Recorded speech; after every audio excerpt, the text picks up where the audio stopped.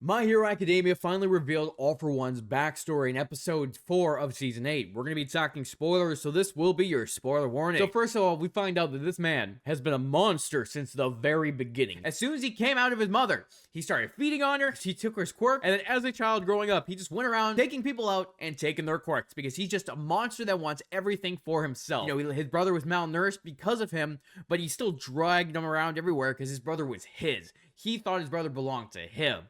Just showing that this guy is a cruel monster that just sees the world as his playthings. Especially later when we see Yoichi reading the comic book about hero and villains, where Yoichi wants to be a hero, where All For One, on the other hand, sympathize with the Demon Lord. He wants people to live in fear. So he goes around taking people's quirks because All For One and One For All, he sees the All For One part where he wants everything, and Yoichi wants One For All where he wants to help everyone. Very cool ideologies, how it kind of introduced how much of a villain he's been from the very start, and also how he took out his own brother.